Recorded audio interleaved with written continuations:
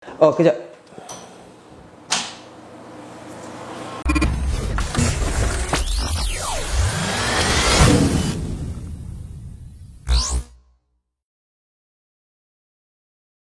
Hey guys, Assalamualaikum. Welcome back to my channel Firazali di sini. Siapa belum subscribe, tunggu apa lagi? Siapa dah subscribe, macam gini. So sebelum kita start apa-apa pun, aku just nak cakap siapa yang baru sampai kat channel ni, thank you so much guys. Jangan lupa tekan butang subscribe tu and tekan sekali butang loceng supaya bila aku post video baru, korang dapat tahu. So dalam video kali ni, aku nak kongsikan dengan korang 3 kisah seram. Ada antaranya sampaian-sampaian orang. So betul ke tak betul tu Allahu alam. Tapi yang penting kita just chill-chill je and enjoy the story. Okay? So tanpa membuangkan masa, kita start dengan... Oh, kejap.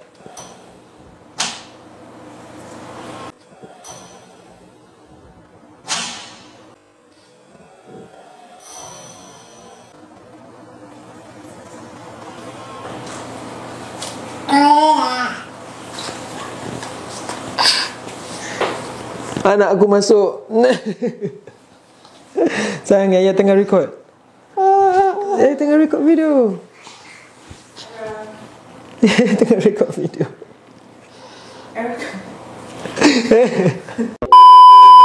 Aku ingat apa tu, belum start cerita lagi pintu dah buka sendiri. Nasib baik anak sendiri. Alright, so tanpa membuangkan masa, jom kita start dengan cerita yang pertama. Let's go. So, kisah yang pertama ni dikongsikan oleh seorang member aku, nama dia Lin. Kisah ni terjadi waktu Lin tengah belajar dekat UiTM belah-belah utara sana. Okay, so cerita dia macam ni. Pada satu malam tu, Lin dengan kawan-kawan dia tengah lepak dekat dalam bilik diorang lah. Sembang-sembang macam biasa semua. Masa tu lebih kurang pukul 8 malam macam tu. Sambil diorang tengah sembang-sembang tu, tiba-tiba diorang terdengar satu suara mengilai yang sangat kuat. Mula-mula diorang cuba ignore lah, mungkin salah dengar ke apa kan. Diorang pun sambunglah sembang macam biasa. Lepas tu, diorang dengar lagi sekali suara mengilai yang sama. Masa tu, dah dengar kali kedua tu, diorang cuak lah. Diorang pandang each other, diorang tanya, weh, kau dengar tak bunyi tu? Semua dengar. So, maksudnya bukan Lin seorang yang dengar. Diorang dah mula cuak. Diorang dah mula baca macam-macam semua. Lepas tu, diorang dengar suara mengilai ni buat kali ketiga. Tapi, suara mengilai kali ketiga ni diikuti dengan satu jeritan yang sangat kuat oleh kawan diorang daripada bilik lain. Diorang semua apa lagi terkejut lah. Mana taknya dengan suara mengilai tiba-tiba dengan suara member jerit. Diorang dah syak dah, mesti kena histeria. Diorang kuatkan semangat, masing-masing buka pintu pelan-pelan. Dengan pelan-pelan diorang keluar daripada bilik diorang. And kebetulan masa diorang keluar bilik diorang tu pun, orang-orang daripada bilik lain semua pun keluar juga and terus pergi menuju ke satu bilik dekat hujung koridor tu. So, suara bunyi jeritan daripada perempuan tu rupanya daripada bilik tersebut. Rupanya perempuan tu dah mula kena histeria, dah meracau-racau apa benda semualah. Lepas tu, sambil diorang tengah cuba untuk tolong kawan dia yang tengah histeria ni, ada lagi pula kawan yang lain semua kena histeria. So kiranya ada dalam 2-3 orang lah kena histeria. Dia macam tak tahulah, histeria ni kadang-kadang berjangkit kan. So yang ni kena dulu, lepas tu kawan dia yang kedua, lepas tu kawan dia yang ketiga. Semua kawan-kawan dia daripada bilik yang lain-lain. So diorang ni pun cubalah nak selawat apa-apa yang patut, sambil seorang daripada diorang pergi ke jumpa RS. RS tu macam warden lah. Pergi ke rumah RS untuk dapatkan bantuan lah. So sambil dia ni pergi dapatkan warden tu tadi, yang lain ni semua cubalah pegang perempuan-perempuan yang tengah kena histeria ni, selawat lah apa-apa yang patut. Lepas tu ada satu perempuan, nama dia Farah.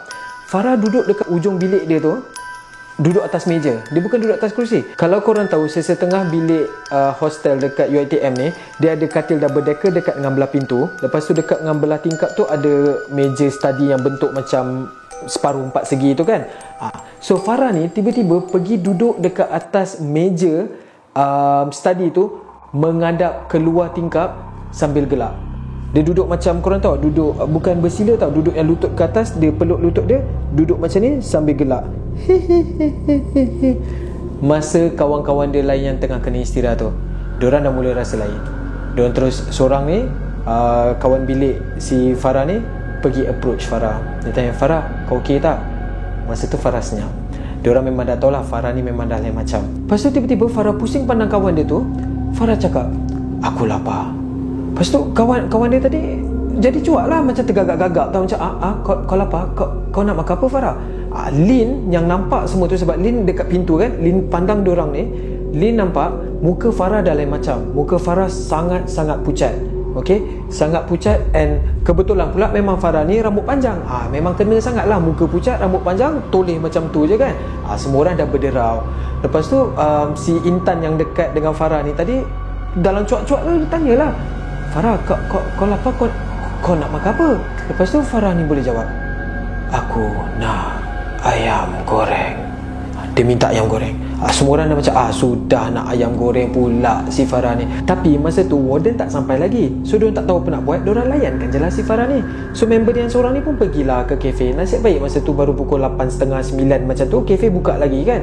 Diorang pergilah ke Dewan Makan, pergi belikan seketul ayam goreng. So sampai je dekat bilik tu, dia pun bagilah ayam goreng ni dekat si Intan, sebab dia pun takut nak bagi dekat Farah kan. So dia paskan dekat Intan, supaya Intan paskan dekat Farah.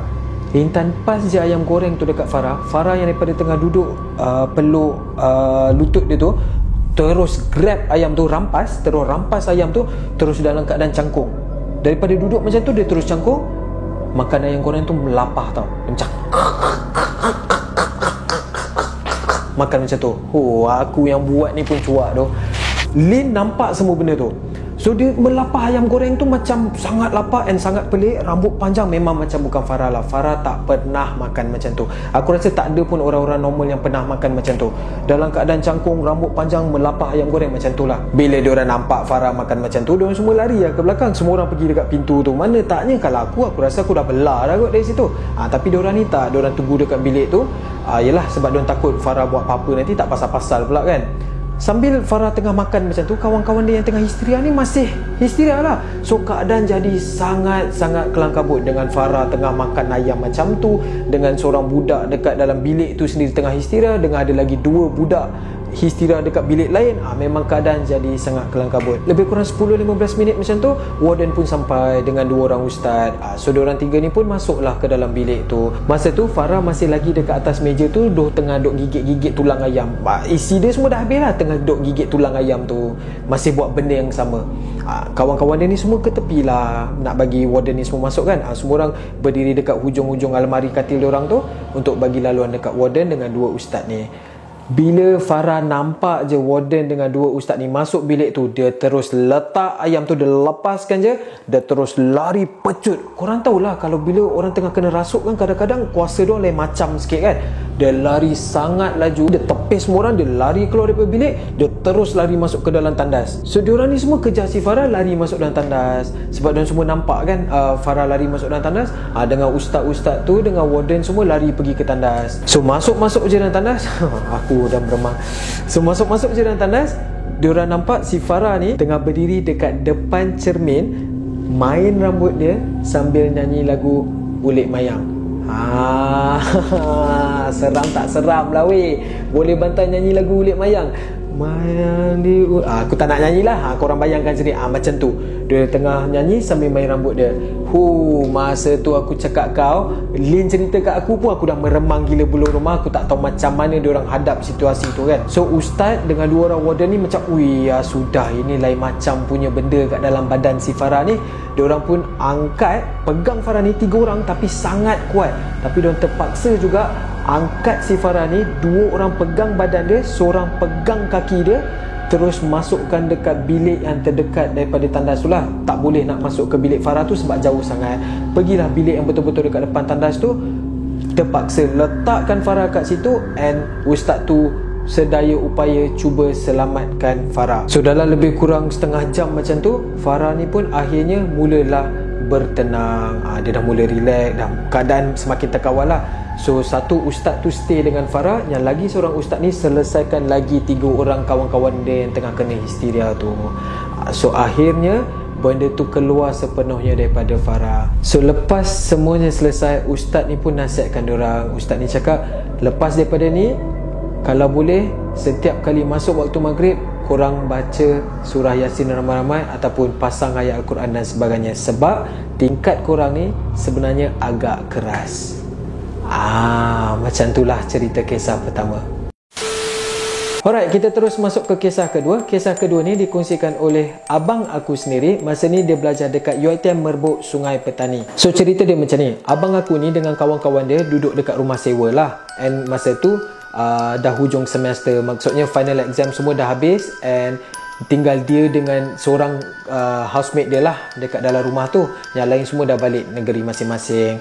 Sebab diorang ni kira last paper lah, ataupun orang-orang UiTM panggil tutup pagar. So abang aku dengan member dia ni memang ada satu habit. Sebelum diorang balik meninggalkan rumah sewa tu, diorang akan cuci kereta dulu sebelum trip balik ke rumah masing-masing lah.